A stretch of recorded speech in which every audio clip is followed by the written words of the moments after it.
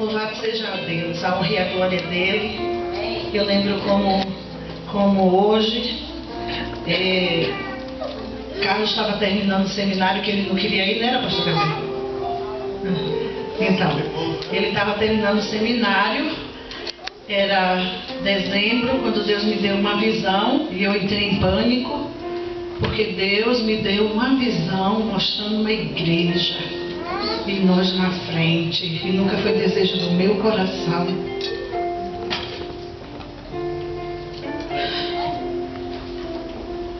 Nunca foi desejo do meu coração estar em frente de obra. Nunca foi desejo do meu coração ser ordenada pastora. Nunca foi. Eu sempre tive o coração na obra. Eu sempre quis ajudar. E eu falei, mas já tem. A gente já ajuda o pastor Júlio. A gente já faz a obra, o que o senhor quer? E foi muito difícil para mim, o início. Mas eu louvo a Deus, porque a melhor coisa deste mundo é estar no centro da vontade de Deus. Amém. O melhor lugar do mundo para a gente estar é no centro da vontade de Deus. Até aqui Ele tem nos ajudado. Não é fácil. Tem muitos pastores aqui, está rodeando tudo aqui de pastor. E nós sabemos que não é fácil. E vocês que já tinham anos, né? Nunca que disse para nós que não era fácil. Mas Deus é bom. E Ele capacita. A palavra de Deus diz que Ele nos levanta. E quando Ele chama, Ele capacita. E eu quero glorificar a Deus pela vida de vocês que estão aqui, pela vida dos que já passaram, porque muitos já passaram por aqui, muitos voltaram para o Brasil, muitos mudaram de igreja, mas Deus tem propósito em tudo, porque nisso tudo que foi acontecendo, nós fomos crescendo no Senhor. Tudo é uma experiência, né?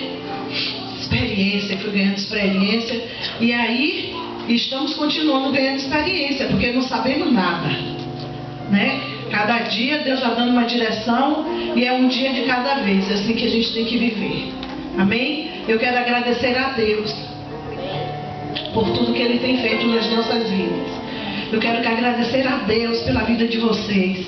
Nessa igreja aqui, quem não conhece muito o povo daqui, eles carregam a gente no colo mesmo. Na hora que está difícil, ajuda, socorre, é uma bênção. Isso aqui é uma família.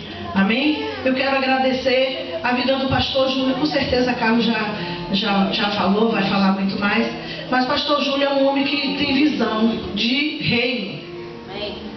E até hoje, quando as coisas assim apertam, a gente não sabe como que vai ser. Ok, vamos perguntar para o pastor Júlio. E ele está sempre disposto a nos ajudar. Eu quero louvar a Deus pela vida dele, né, que tem sempre estado assim à disponibilidade para socorrer, para ajudar, até o dia que a gente começou a andar com as nossas próprias pernas, não foi? A gente se emancipou uns tempos aí atrás, era meio assim, dava um friozinho na barriga, mas ó, estamos aqui, vencemos, amém? Louvado seja Deus, obrigado por terem vindo, né, para presenciar o milagre de Deus. Essa igreja é um milagre, amém? Glória a Deus.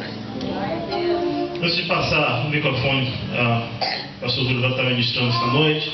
Eu queria agradecer à igreja, ao povo de Viseu. Vocês podem ficar despreocupados que a gente.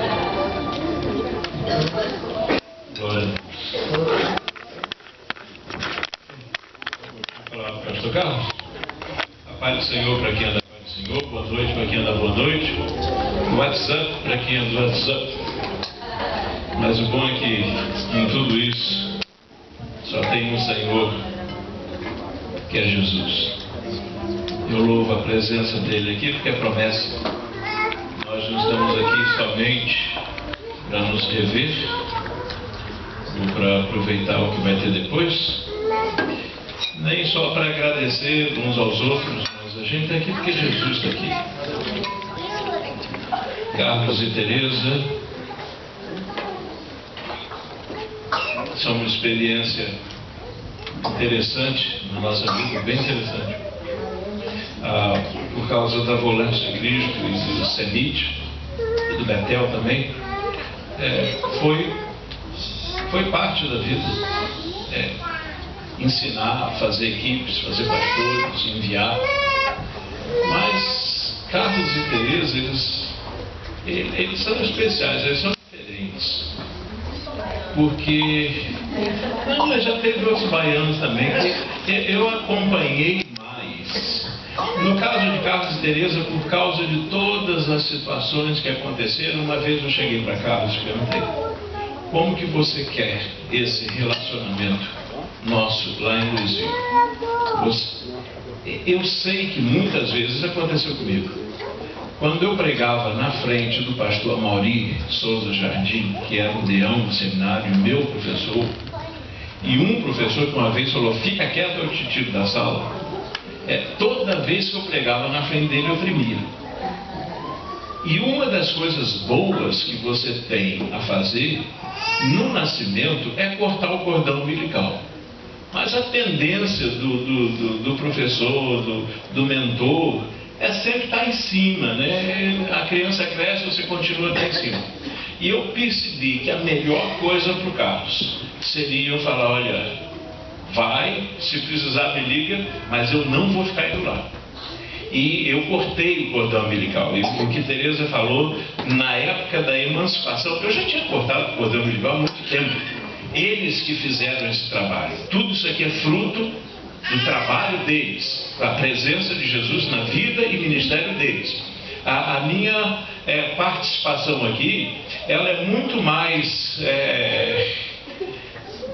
como se diz, por causa da lealdade e fidelidade deles, do que a minha participação efetiva aqui, trabalhando com o pessoal, vindo na igreja. Eu não fiz isso aqui. Isso foi lá com eles. E quando a gente emancipou a igreja, eles já estavam há 6, 7 anos fazendo a obra aqui. Então eu queria dizer que foi propositadamente escolhido por mim, não ficar vindo sempre aqui. E o que isso resultou foi esse amor que a igreja tem a Carlos e a Teresa e esse ministério que Deus faz através deles. Então, eu sou muito grato pela lealdade e fidelidade de vocês. E sou grato a Deus pelos resultados no reino que têm sido feitos por essa igreja.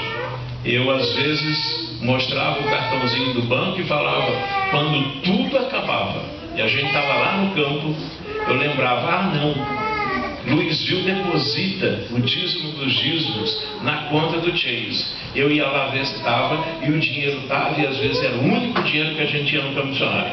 Mas, como a gente não está para falar disso hoje, abre a sua Bíblia em 2 aos Coríntios, capítulo 4, versículo 7. Eu vou tentar ser bem rápido. São 8h47. 2 Coríntios 4, versículo 7. Os que trouxeram Bíblia vão ler. Temos, porém, este tesouro em vasos de barro, para que a excelência do poder seja de Deus e não de nós. Que Deus abençoe o nosso coração. Amém? Eu queria falar de vasos hoje. E quando a gente pensa em vasos, a primeira coisa, ou a primeira pessoa que geralmente eu penso é quem? Gideão. Gideão vivia numa época em que os midianitas faziam gato e sapato para Israel. E Gideão não era um líder. Gideão era de uma das menores famílias, ele era benjamita. E um dia aprove a Deus que o filho aparecesse a Gideão numa teofania. E Gideão, camarada, né, tipo assim, caba macho, ele chegou para o Senhor, peitou e falou: você é dos nossos ou dos deles? E quando ele percebeu que era o Senhor, ele tirou as sandálias dos pés e ele adorou. Mas nessa conversa toda, e depois ele fez aquele teste e tudo, e o Senhor falou: não, eu escolhi, você vai lutar contra os medianitas. E ele então manda vir todo mundo, ele fica muito feliz, fala: o Senhor apareceu, aconteceu isso, eu testei a lã, e veio água por fora, água por dentro, etc e tal, e agora eu preciso de gente para batalhar. E vieram 32 mil pessoas. E Deus falou: é muita gente. A abaixou para 10 mil. Deus falou: está muita gente. Eu quero um grupo menor, para que haja essa vitória e o povo diga que fui eu que fiz a vitória e não você. E aí acontece aquele negócio do pessoal beber água e se abaixar, e aqueles que não soltaram as armas e que beberam lambendo a ave, olhando para o lado, Deus falou: separa esses 300 aí. E aí eles fizeram toda aquela estratégia de guerra. E aí a primeira coisa que eu queria falar é sobre essa questão dos vasos que eles levaram. A estratégia era cercar o acampamento dos medianitas, e isso era de noite. E lá de cima ia chegar uma hora e o povo ia gritar a espada por Deus e por Gideão, iam quebrar os vasos, e dentro dos vasos tinham tochas de fogo, e Deus ia fazer um milagre. Então a primeira coisa que eu queria pensar é quando eles foram. Eles não foram com holofotes, eles não foram com luz. Eles chegaram até aquele local especial no escuro. E quando a gente anda no escuro, a gente anda por fé. Bem-aventurado aquele que não viu e creu, Jesus falou. Quando você ia no tabernáculo, no lado de fora, no pátio, tinha o sol que iluminava de dia. Tinha uma coluna de fogo que iluminava de noite. O pátio era sempre fácil de se ver, de noite ou de dia. Você entrava no lugar santo, onde tinha um candeeiro, a mesa dos pães e o incensário, e lá tinha um candelabro, com 7 lâmpadas que nunca apagavam. Lá também tinha luz. Mas na hora que você entrava no Santo dos Santos, aonde Deus habitava, para o lado de lá da cortina era escuro. Muitas vezes a hora que mais Deus está conosco é no escuro. É a hora que você tem que andar por fé. E esse povo que está aqui indo com Gideão, vai por fé em Gideão, vai por fé em Deus, vai por fé na visão que Gideão passou e vai com fé na estratégia que Gideão falou. E o povo acreditou nisso e andou no escuro. Esse vaso é você. Eu sou esse vaso. A nossa vida muitas vezes tem que ir por fé. E tem que ir no escuro. E tem que ir para lugar que você ainda não foi. Muitos daqueles nunca tinham ido ali, mas tinham alguém para seguir. E Gideão falou: olhem para mim. O que eu fizer, vocês façam. E é o que Paulo falou: sede meus, assim como eu sou. E assim deve ser o pastor. A pessoa deve olhar, deve crer, deve entender a visão, deve entender a estratégia e andar. E na hora que escurecer, você continua andando. O pastor está indo, eu estou indo também. Amém? Então esse vaso é você. Crer é aquilo que faz parte do crente. Seja crente, não incrédulo, diz a palavra de Deus. É o princípio da autoridade que Jesus viu naquele centurião. O centurião falou: não, senhor, o senhor não precisa ir lá não. O senhor dá uma palavra, o meu servo vai ser curado. E Jesus falou: eu nunca vi fé como esta. Crer. Troca de agora eu não sou vaso, agora eu sou fogo, é hora de guerra. E pega os caquinhos e taca no inimigo. E se necessário, quebra o vaso na cabeça do diabo. Que aí ele vai ver o fogo que tem aí dentro. Mas vamos voltar aqui. Então eu sou um vaso de barro. E Jesus falou que nós seríamos as suas testemunhas. No grego, mártiros é muito mais pesado em grego. E sereis meus mártires na Jerusalém, Judeia, Samaria, até nos confins da terra. Testemunha parece que é aquele camarada que viu alguma coisa e sabe um segredo. Agora, mártir é um indivíduo que está pronto para morrer por alguma coisa. Eu gosto do que o Monroe fala. Você descobre um líder preso dentro de alguém, ele precisa ser liberado, quando essa pessoa descobre alguma coisa que é digna para ela morrer. Na hora que ela descobre alguma coisa e fala: por isso eu morro, ali nasceu um líder. E todos nós somos líderes. cada cristão é um líder. Não existe um cristão que não seja líder, pela simples razão de que o mundo jaz nas trevas e nós somos luz. Uma pessoa com uma lanterna, ou até com um telefone, clarinho assim, escurinho, no meio de uma floresta, se um avião cair, e você ligar o seu telefone e sair correndo para um lado, todo mundo em trevas vai correr atrás de você. Nem sabe para onde você vai, mas vai falar: esse cara tem luz, eu estou junto dele. Nós temos luz. Jesus falou: vós sois a luz do mundo. Então quando você vai, você tem luz. E se você tem luz, você vai ser seguido. E se você é seguido, você é um líder. Então todo cristão nasceu para ser líder. Todo cristão nasceu para ser luz. E se você é um mártir, e você tem esse fogo, tem essa luz, você então deve ser esse cristão cheio de fogo, cheio de poder. Buscai com zelo os melhores. Então você é um vaso de barro. Você deve ser um vaso o quê? Limpo. E você deve, dentro desse vaso, ter o quê? Fogo. Aleluia. Tinha um outro vaso. Ela era viúva. O profeta apareceu e ele falou: faz uns pães e alguma coisa. Ela falou: olha, eu vou fazer, e depois eu e meu filho vamos morrer. Aí o profeta falou: não, vamos, faz lá. Aí fizeram. E aquele vaso da viúva que tinha azeite, mas um azeite consagrado a Deus via aquele profeta. O profeta orou por aquilo. E é o vaso onde o azeite não deixou de rojar, não deixou de jorrar. E a Bíblia diz que do nosso interior fluiriam rios de água viva. O azeite, ele é o símbolo do Espírito Santo. Nós somos um vaso de barro.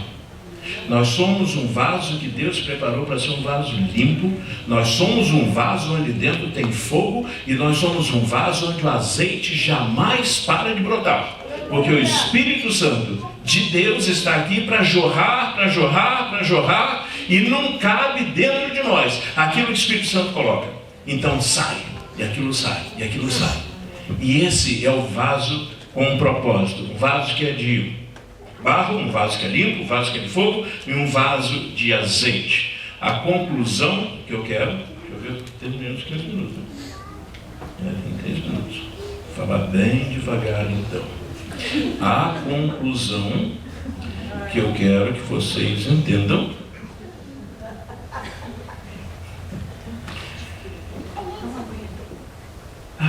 muito bom. E é aquele corinho que eu gosto muito. É sobre o vaso. Desemboca o vaso, Jesus. Uma igreja? É isso aí. Presta atenção. Desemboca o vaso. Se teu vaso está virado de cabeça para baixo, desemboca ele. Você não é um vaso para ficar ao contrário. Você é um vaso para ficar de cabeça para cima. Com fogo, azeite, limpo, mas sempre de barro. Nunca esqueça que você é de barro. Nós somos de barro. O que tem de bom em nós não é o barro que está dentro. Ok? O que tem de bom em você não é o seu corpo. Imagina se você contrata uma babysitter e fala: tá aqui minha filha, cuida dela, eu vou viajar. 3 dias depois você volta. E cadê minha filha? Sei não. Morreu. Mas tá aqui a roupa dela, passadinha, passei, lavei. O que eu não quero saber da roupa da minha filha? Eu quero saber da minha filha. O corpo é a casa. Eu sou o inquilino. Jesus se preocupa com você, sua alma, não o seu corpo. Senhor, eis-me aqui. Depois de 80 anos eu cheguei no céu e cuidei muito bem do meu corpo. Muita vitamina. Eu não comia carne vermelha.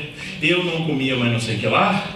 Bem, não tive tempo para orar, nem te obedecia muito, mas no meu corpo eu ia no ginásio todas as semanas. Jesus lá quer saber do seu corpo. Nós somos um vaso onde a coisa preciosa está dentro.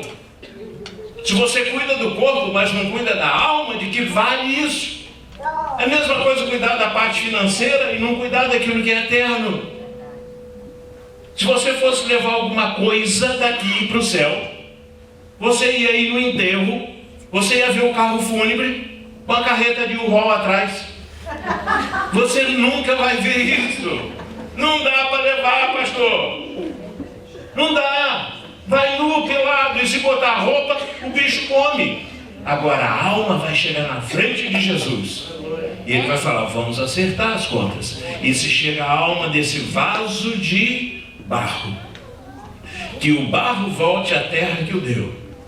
E esse vaso que enquanto o barro foi limpo, se permitiu ser cheio de fogo, com o azeite do Senhor. E às vezes usou os próprios cacos para afugentar o diabo. Esse é o vaso que Deus vai honrar. Então desemborca o vaso, enche de azeite e viva mais dessa maneira. Pastor, vem cá. Já estou passando a palavra para você. E lembra,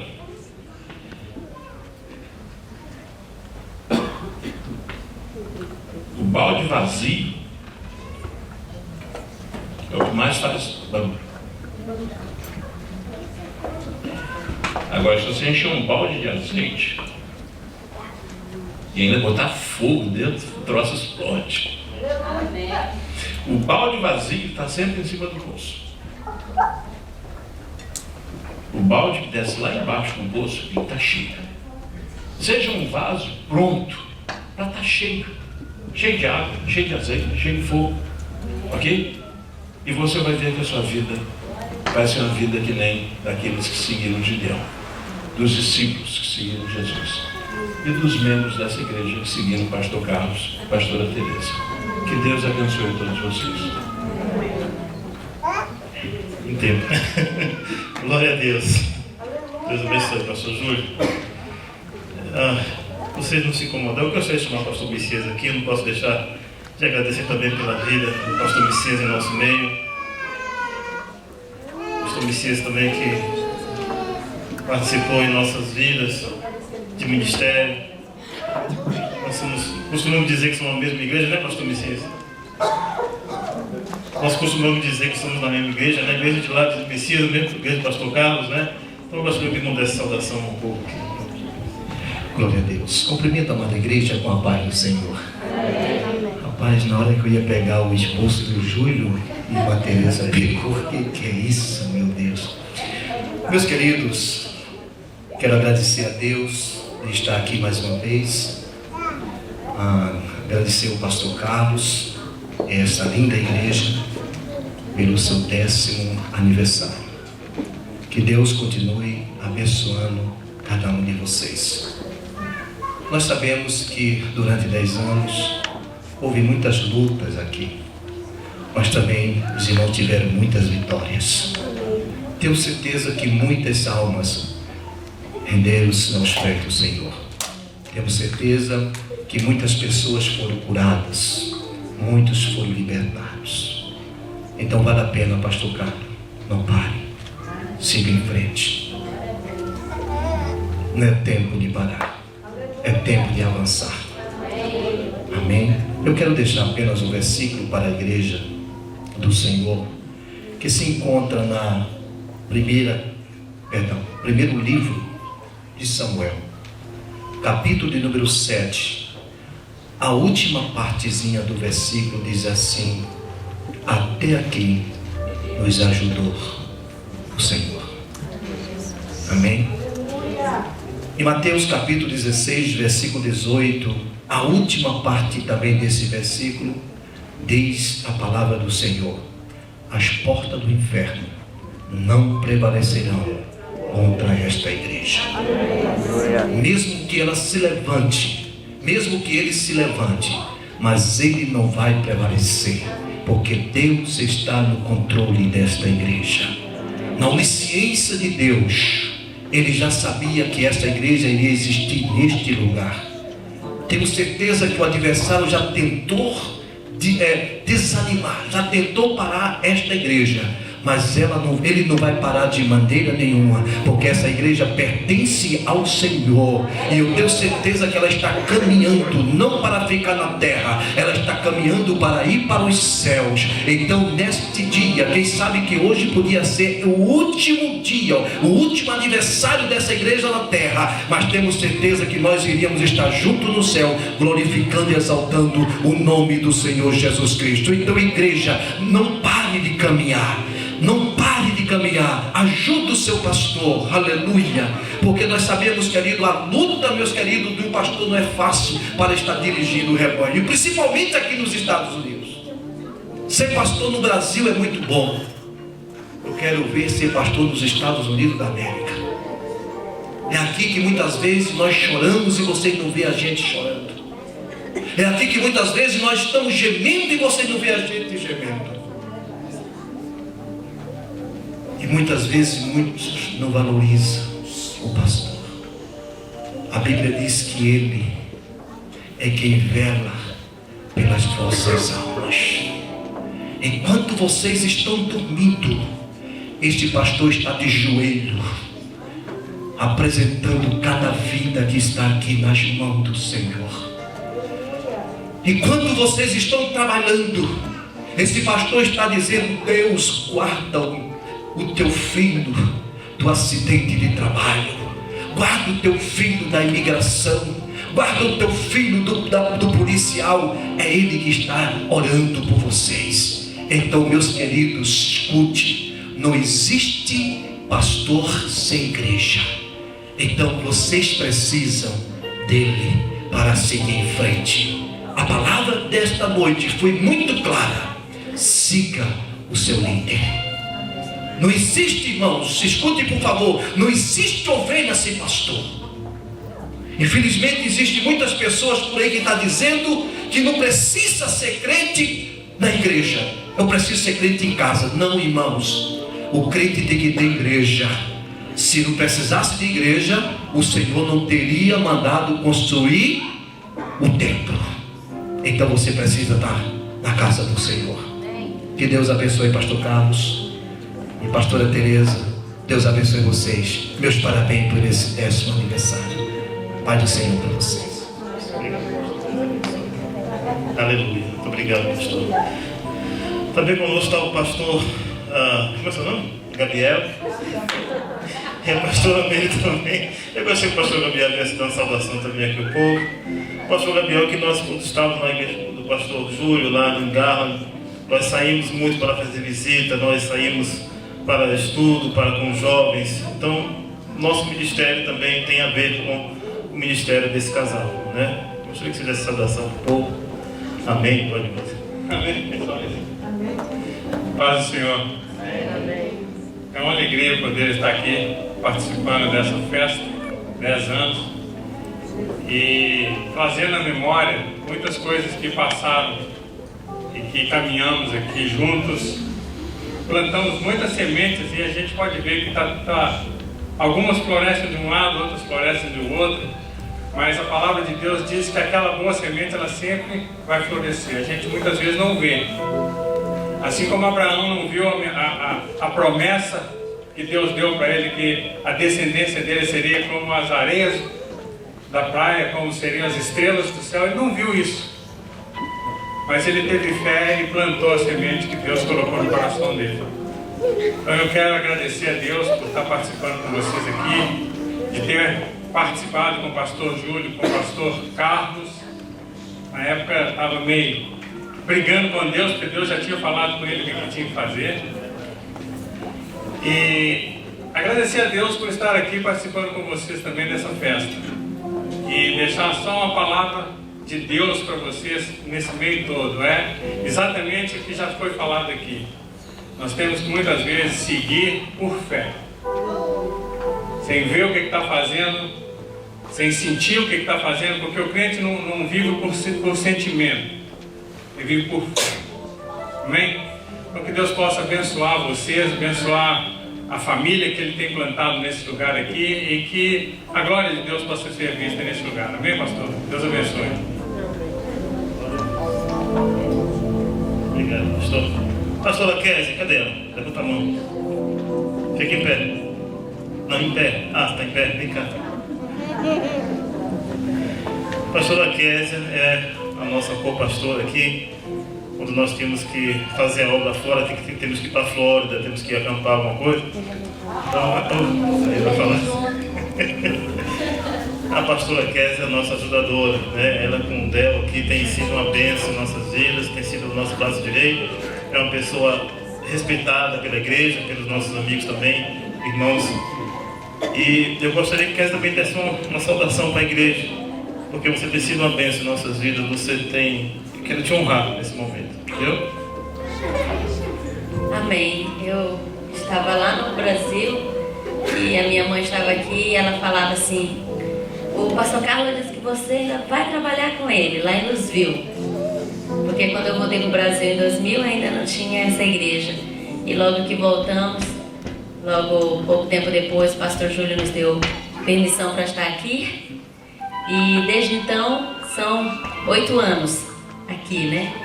E nós temos visto a bênção de Deus. Eu sou grata ao Senhor porque aqui nesta igreja, com este povo, foram muitas experiências, têm sido grandes experiências, né? Eu vi a pastora Teresa falando, eu nunca quis no meu coração ser pastora. E eu dizia ao contrário, eu falava assim, eu não quero casar com pastor, porque eu sou filha de pastor, vi tanto que meu pai sofria.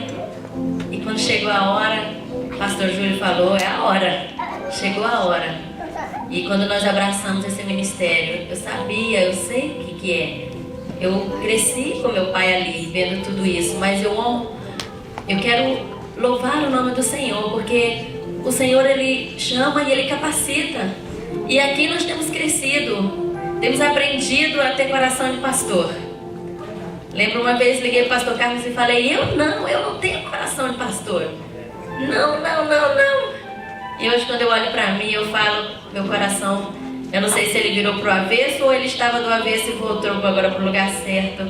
Mas um coração que agora consegue ver além do que os olhos veem, amar além do que eu achava que poderia amar. E eu quero louvar o Senhor por isso, porque um dia Deus mostrou isso para o pastor Júlio, o pastor Carlos abriu o coração e nos abraçou aqui. E estamos aqui esses anos todos. E é como o pastor Carlos falou, de início ele ia para a Flórida sem nós, agora ele vai e nós vamos juntos. Aí quando ele vai, nós vamos juntos, e o pastor Messias vem dar uma força aqui. E aí ficamos assim, na dependência, e falamos, quando precisar lá, vamos lá. Quando precisar lá na igreja do pastor Júlio, estamos lá. E eu estou muito feliz nessa noite de ver o pastor Gabriel, nem conheci, mas muita alegria, pastor Gabriel, de revê-lo, ver a esposa, a filha. E de ver alguns amigos que estão aqui nesta noite. Amém? Que Deus possa abençoar cada um de vocês. E é uma alegria imensa. Essa é realmente uma festa para se comemorar. Amém?